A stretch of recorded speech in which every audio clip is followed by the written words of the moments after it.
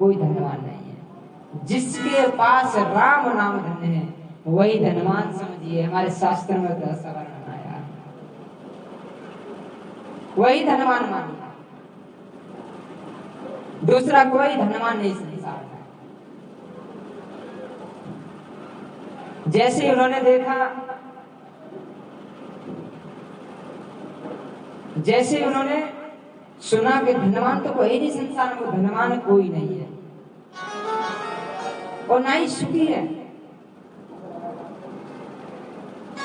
सुखी तो केवल एक ही संसार में, जो हरि का भक्त है, जो ठाकुर जी का भक्त है, अनन्य भक्त है, उसी को आप सुखी समझिए, बाकी सब ऐसे ही मानिए आप। जैसे उन्होंने देखा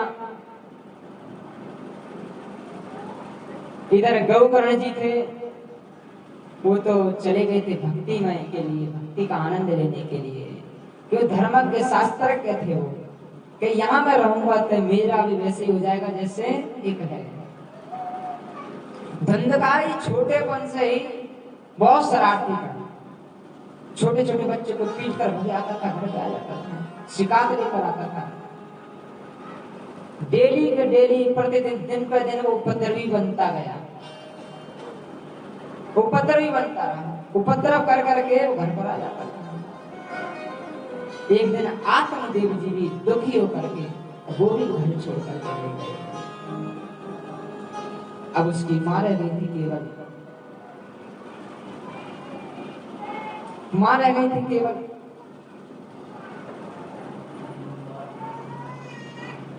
माँ से भी वही प्रसन्न करने लगा। धीरे धीरे सब कुछ उसने बेच दिया, जो राजपाट था सब बर्बाद कर दिया, उसने सब ध्वस्त कर दिया।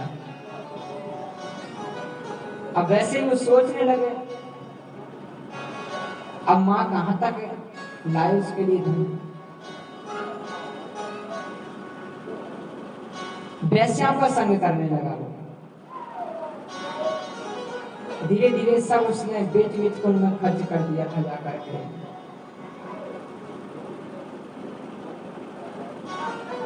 जैसे उन्होंने देखा,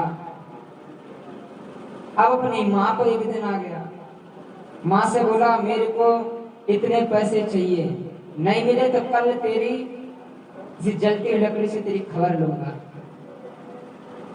माँ बेचारी कहां से लेकर आए, वृद्ध माँ पे कहां रखे पैसे।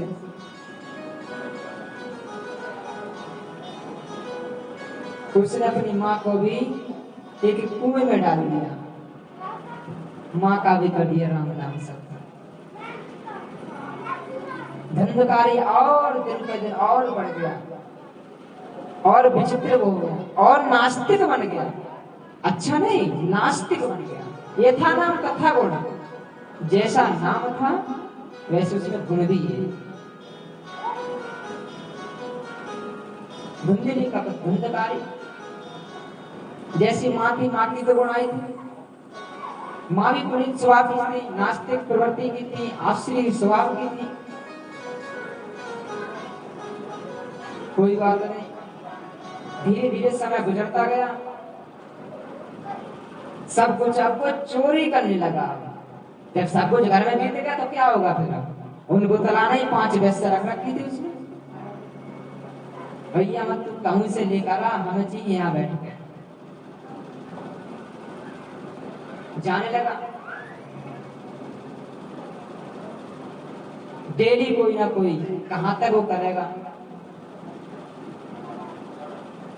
घर पर लाकर जोड़ने लगा। एक दिन वो सब वैश्याओं ने विचार किया कि धन इतना लेकर आता है वो इतना इकट्ठा हो चुका है, और किस दिन पकड़े गए तो नंबर पता बने भी आएंगे कुटाई में।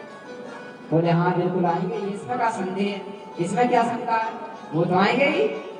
कोई से गलत करेंगे तो जो रहने वाले उसके साथ ही होंगे, गलत के संग देने वाले होंगे, वो भी दंडनीय होंगे। कि एक काम करते हैं, अपने से वो पहले से वो राम नाम सत्य कर दे ना। बोले ये अच्छा है कि आज आए, आज इसी 4 पैसे मांगे।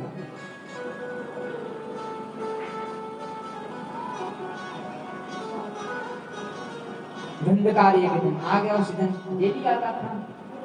उन्होंने 4 वर्ष से बांध दिया उसको, 5 में उसे मिट्टी का तेल छिड़क उसमें आग दे दी। तड़प तड़प कर वो अकाल मृत्यु में गया। सोचने लगा, तड़पने लगा, तड़प तड़प उसके हाल व्याल से उसने प्राण छोड़ दिए अकाल मृत्यु में। बहुत बुरी तरीके से जला हुआ था, जला हुआ शरीर देखा है आपने किस तरीके से जला था। सोचने लगा, विचार करने लगा। जैसे ही धुंधकारी ने विचार किया, सोचा कि ये क्या हुआ। धुंधकारी तो खेल खत्म, वहां से जो माल मता था वो सब बांधा और 1 2 3 अचानक ही गौकर्ण जी को पता लगा। ये तो पता था कि धुंधकारी मेरा भाई है, ये तो उनको स्मरण था।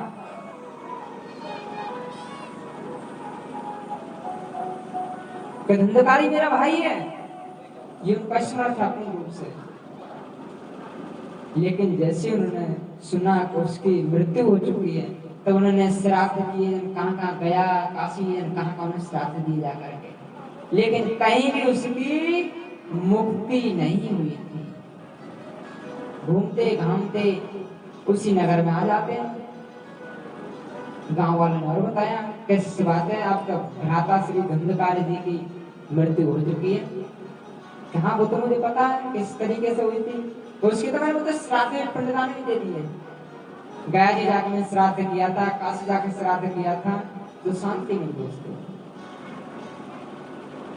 उस घर में जाकर वो रात्रि को रुके तो एक विकराल रूप थे।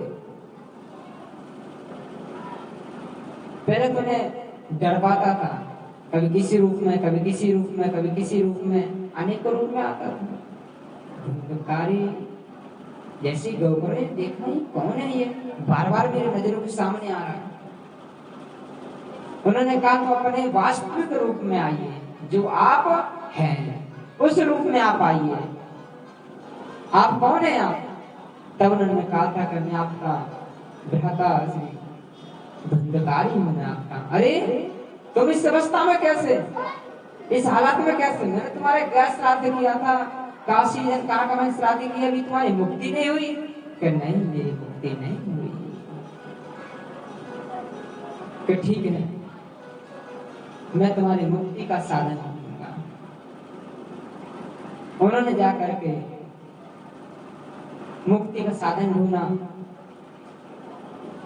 उनको मुक्ति का साधन श्रीमद् भागवत महापुराण ही मिला। धुंधकारी से कहा था ठीक है कि तुम्हारे लिए श्रीमद् भागवत महापुराण श्रवण करनी पड़ेगी कथा, उससे तुम्हारी मुक्ति होगी और तुम परम गति को प्राप्त होगे।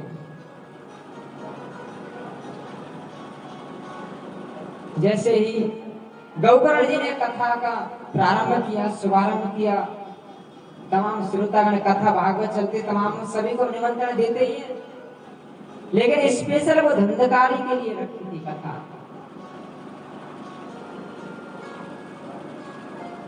लेकिन जैसे ही कथा उन्होंने सुनाना प्रारंभ किया था, गौकर्ण जी व्यास जी थे,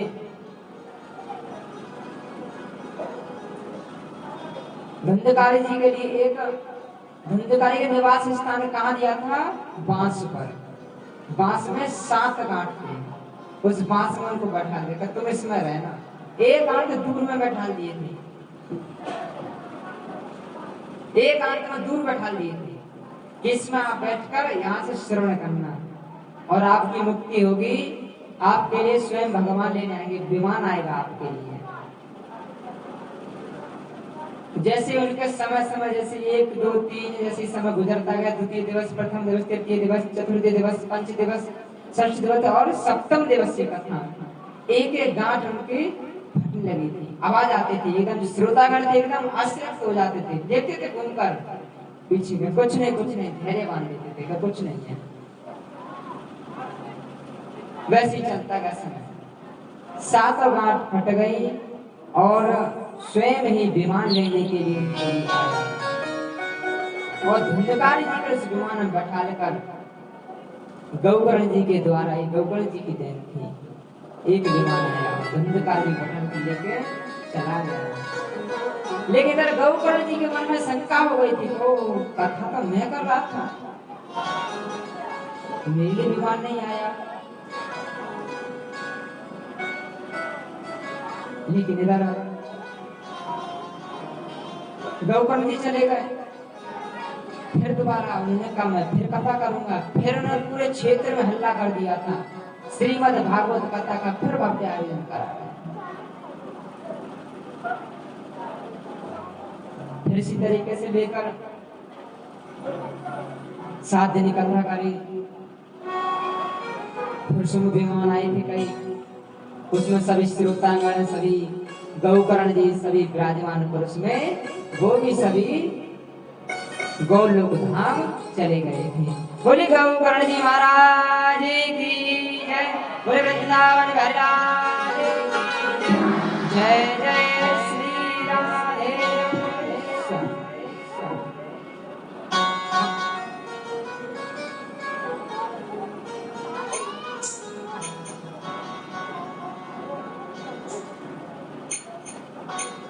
तो इस तरीके से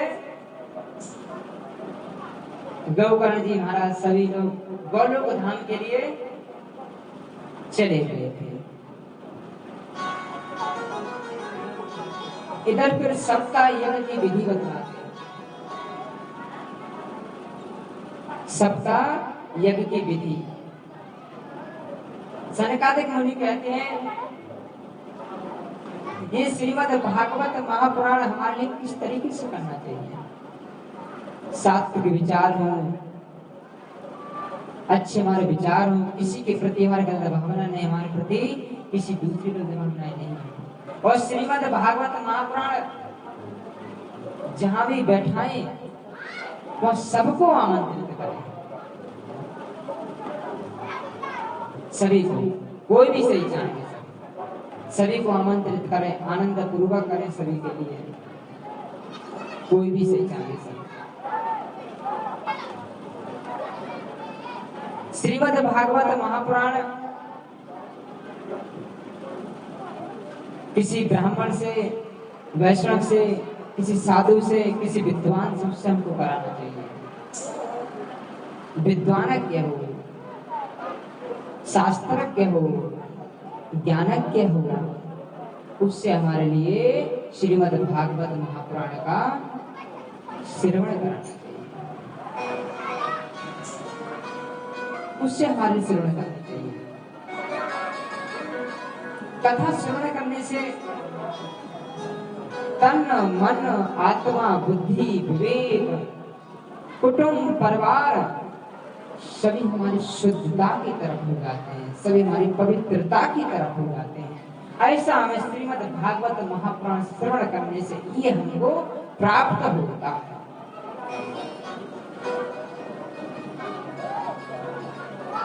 पूरी व्यवस्था बढ़िया तरीके से करनी चाहिए। व्यास जी का पूजन करना चाहिए, और जो भी हो व्यास जी के साथ जो गुरु उनका बड़े तरह आदर भाव सम्मान करना चाहिए, जो कथा कराए।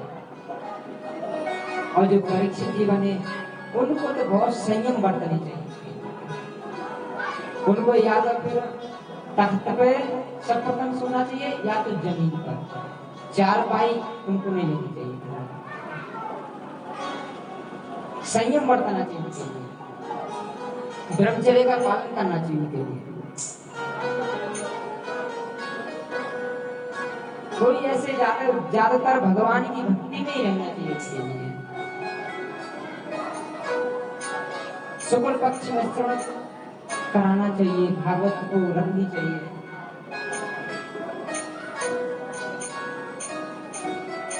शुक्ल पक्ष और अच्छा है, लेकिन कृष्ण पक्ष भी गलत नहीं कि ये समझेगा कृष्ण पक्ष ही गलत हो, नहीं।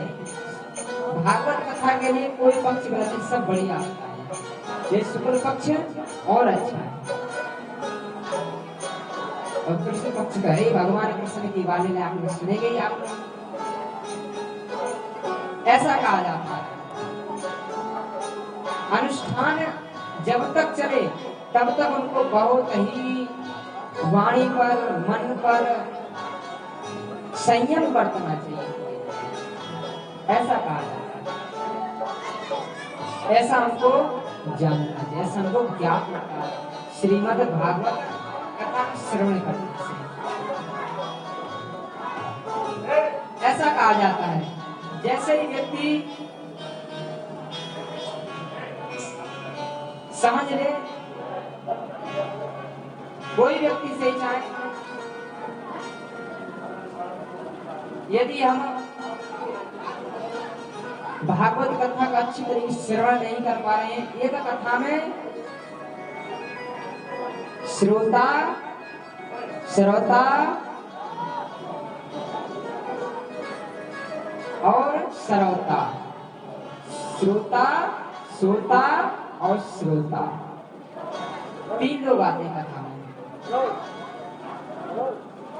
एक तो श्रोता हो गए, जिन्हें कथा में नींद आती हो, उनको समझ लीजिए उनके जीवन में कोई अति कठिनाई आने वाली है, जिन्हें कथा में नींद आती है। और श्रोता, कोई भी सत्संग चल रहा हो और आप सिर्फ बैठे हो, है ये बात ऐसे नहीं है, ऐसे है ये बात के लिए काट देना, उसको सुनना नहीं, वो तो श्रोता कहा जाता है। और श्रोता जो व्यासपीठ से कोई भी सही, जो शास्त्र से जो बात के लिए सुना रहा है, उसे बहुत ही गौर से सुनता है, बहुत ही ध्यान लगा के सुनता है, बहुत ही मगन से सुनता है, जो श्रोता होता है। और श्रोता तो भाई सोने भी मस्त है, उससे तो कोई सीता बीता से मतलब नहीं। एक बार क्या हुआ था, ऐसे ही एक ताऊ थे, उनकी उम्र थी थोड़ा सा, व्यास जी कथा सुनाते थे, एक ताऊ जी अपने पोते को और लेके आ रहे साथ में, लेकिन नींद का बहुत शौक था उनके लिए, नींद का। पीछे जैसे पिलर है, उससे टिक के बैठते थे डेली आकर के, उस पिलर से टिक करके आकर के डेली बैठने का उसका नियम था। पोते को साथ में लेके आते थे, साथ में लेके आते थे। लेकिन व्यास जी को कई दिन से देख रहे थे, भाई ये जब भी आते घर पे क्या करते हैं। पोते को एक दिन व्यास जी ने बुलाया था कि ये बताइए आप जो कथा श्रवण करा रहे थे कि ये कौन है, ये कि मेरे बाबा आई है, कि क्या ये घर पे सोते नहीं है, कि नहीं मम्मी अकेली है, भैया है, भैया को खिलाते हैं। के मम्मी पर काम ही इतना है, काम काम काम, खाना भी हराम, सोना भी हराम, जीना भी हराम, और मरना आसान है। लेकिन उसमें एक चाल थी, वो भी सही नहीं बता रहा था, क्योंकि धीरे धीरे जब चाल तो चोरी कब तक चलेगी, एक दिन तो खुलेगी, निश्चित खुलिएगा। जैसे उन्होंने देखा वैसे उन्होंने एक बात कही थी, जैसे उन्होंने देखा था कि श्रोता आते हैं, लेकिन जो पोता था उसको 1 रुपए देते थे वो, कि तू बस सच सच मत बताना, तू तेरे से पूछे था, ठीक है तुमने बतलाया, ठीक है। फिर वो आए, भाई इधर आ, तू भाई सही सी बता, कि मैं सही सी तुम्हें बताऊंगा ही ना, क्यों कि मेरे बाबा आया, मेरे को 1 रुपया देगा यहाँ के आने के, कि तेरे को कुछ कहना नहीं है, कथा तेरे को सुननी है, सोना मेरे को है, ये ध्यान रखिए। बोले ठीक है। व्यास जी ने कही जे आज जे 1 रुपया लेकर आया है, कल मैं तेरे को 2 रुपए दूंगा, कल ये सो नहीं जाइए। बोले मैं न जाने तो सो जाएंगे, तो बोले बस यही करना है तेरे को, तो मैं न जाने का सो जाता हूँ। अब बच्चा तो वही है, बालक बालक तो है ही, जब गुस्सा होगा तो हमें शांत होती है। तो सुबह फिर लेकर आए, दूसरे दिन बैठा था, जैसे बाबा के झपकी लगे वैसे बाबा का धक्का मारा, ऐसा हो रहा होगा कथा सुनने आओ। मम्मी को बोलेगा कि कथा सुनना मुझे सब चल, तू भैया को खिला तो घर ही। मम्मी को तो बेवकूफ बनाया। कहना ऐसा कुछ ना सो लेते हैं, कहना आज ना सोने दे तो कई दिन रह सोते सोते है। सोए गए तो खोए गए, और जब जागे सो पावे। जब जागोगे तुम बाबा होगे, तभी तो मेरे कुछ उपदेश दोगे। ये तो बात सही कह रहा हूँ। कुछ दिन उन्होंने सोने नहीं दिया, जैसे उन्होंने देखा भाई सोने नहीं दिया आज तो ब्याजी अब लाओ 2 रुपए। आज जब कितने मारने दी मैंने, आज कहा आज तो भाई नहीं मार दी। फिर दूसरे दिन फिर वो हाल। तो ब्याज ने एक दिन काका बच्चा तेरा दोष नहीं है, तुम्हारा खोट नहीं है, तुम तो जगह तो ठीक हो। दोष तो उसे बुढ़े का बुजुर्ग का दोष है, जो हरि की कथा इसको सुहावे ना, हरि की कथा इसको अच्छी ना लगे। तो जिसको हरि की कथा में नींद आ रही हो, उसको कथा का कोई लाभ कोई फल नहीं मिलेगा, ये ध्यान रख लीजिएगा। और नींद तब आती है जब हम कथा बेमन सुन रहे हैं, मन से नहीं सुन रहे और मन से श्रवण नहीं कर रहे, तभी हमको नींद आती है। आज हम श्रीमद् कथा भागवत महापुराण का ही विराम देते हैं, क्योंकि टाइम भी हो चुका है। आज पहला दिवस था, इसलिए कथा भी लेट बैठी। कथाएं बहुत हैं अभी तो, कल 1 बजे से फिक्स कथा बैठेगी, ध्यान रखना। आज की कथा जो रहेगी कल होगी, ध्यान रखना। लेकिन आज आप लोग इतने आए हैं, कल एक मित्र यानी काने च मित्राणि कर्तव्य सताने च पश्यम मूषिक मित्रेण कपोत मुक्ता बंधनः। जिसके जीवन में कोई मित्र नहीं है, जिसके जीवन में कोई सहेली नहीं है, वो जीवन व्यर्थ है। तो एक बहनों के लिए कोई सहेली लेनी है, और भाइयों के लिए एक मित्र, और हमारे पिता समान है, एक उनको अपने भाई समान लेकर जरूर करके ध्यान रखिएगा। बोले वृंदावन बिहारी लाल की जय, जय श्री राधे। ये मन चल रे और मन चल रे, और मन चल रे वृंदावन धाम, राधे राधे गाएंगे। मन चल रे वृंदावन धाम, राधे राधे गाएंगे, ओ राधे राधे गाएंगे, श्यामा श्यामा गाएंगे, राधे गाएंगे, श्यामा श्यामा गाएंगे, राधे राधे गाएंगे, श्यामा श्यामा गाएंगे, राधे गाएंगे, श्यामा श्यामा गाएंगे। चल रे वृंदावन धाम, राधे राधे गाएंगे। मन चल रे वृंदावन धाम, राधे राधे गाएंगे।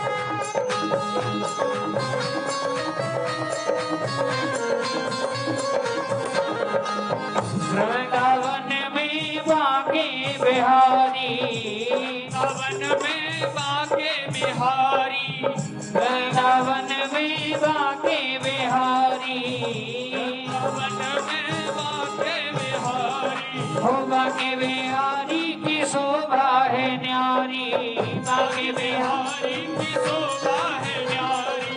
और मैं तो पूजा करूं सुबह शाम, राधे राधे गाएंगे। मन चल रे वृंदावन धाम, राधे राधे गाएंगे, राधे राधे गाएंगे, श्यामा श्यामा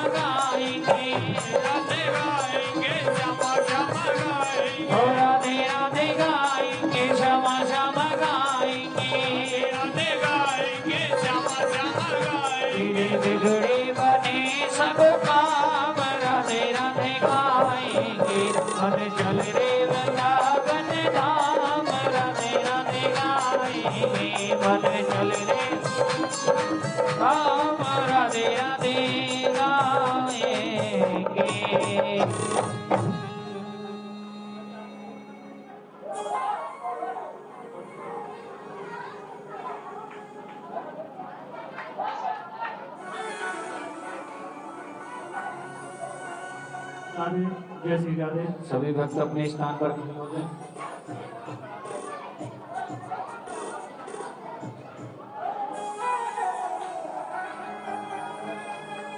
बोले बाके हरि लाल की जय।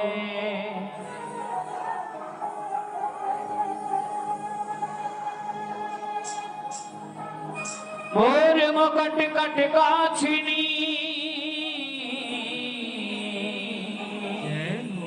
गल वेद यह मानिक मेरे मन बसो सदा बिहारी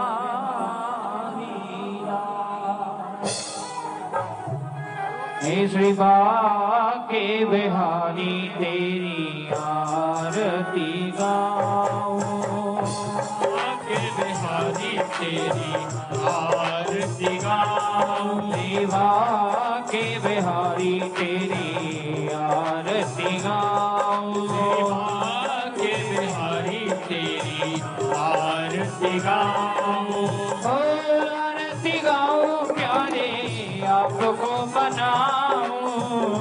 आरती गाऊं प्यारे तुमको बनाऊं। श्री बाके बिहारी तेरी आरती गाऊं। बाके बिहारी तेरी आरती गाऊं। मोर मुकुट तेरे शीश पे सोहे। मुकुट तेरे शीश पे सोहे। प्यारी बंसी श्याम मेरा मन मोहे। प्यारी बंसी श्यामा मेरा मन मोहे। तो देख छवि में बलिहारी जाओ। बाके बिहारी तेरी आरती गाऊं। चरणों से निकली है गंगा प्यारी। चरणों से निकली है गंगा प्यारी। जिसने सारी दुनिया तारी। सारी दुनिया तारी।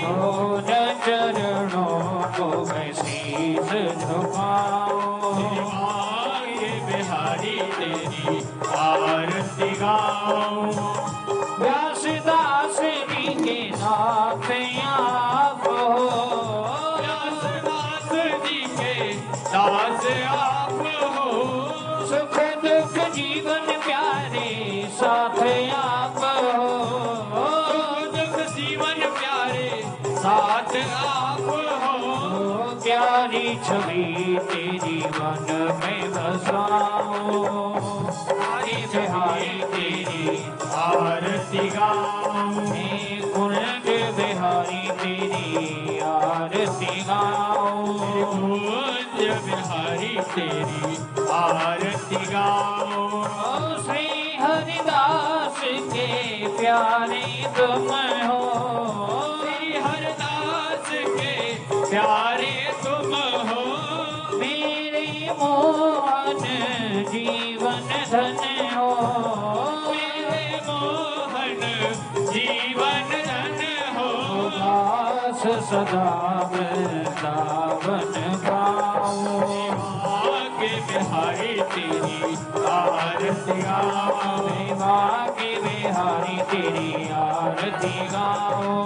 बाके बिहारी तेरी आरती गाऊं। मेरी बाके बिहारी तेरी आरती गाऊं। बाके बिहारी तेरी आरती गाऊं। मेरी बाके बिहारी तेरी आरती गाऊं। बाके बिहारी तेरी आरती गाऊं। आरती गाऊं प्यारे आपको मनाऊं। आरती गाऊं प्यारे तुमको मनाऊं। श्री बाके बिहारी तेरी आरती गाऊं। बाके बिहारी तेरी आरती गाऊं।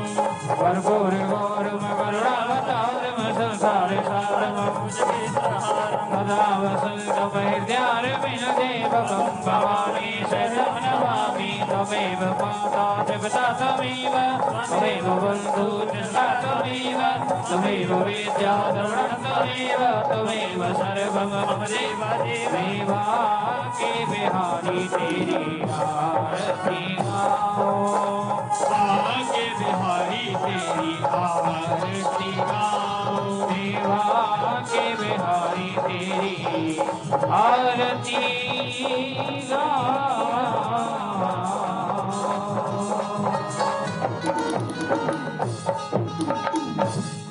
जलेनाजीव्यमाराधिक्यं जलं समर्पयामि ॐ द्यौः शान्तिरन्तरिक्षगुं शान्तिः पृथिवी शान्तिरापः शान्तिरोपदयः शान्तिः वनस्पतयः शान्तिर्विश्वे देवाः शान्तिर्ब्रह्म शान्तिः सर्वगुं शान्तिः शान्तिरेव शान्तिः सामा शान्तिरेदे यदो यदः समेहसे तदो नो अभयन् कुरु सन्नः कुरु प्रजाभ्योपयन्नः पशुभ्यः सुशान्तिर्भवतु।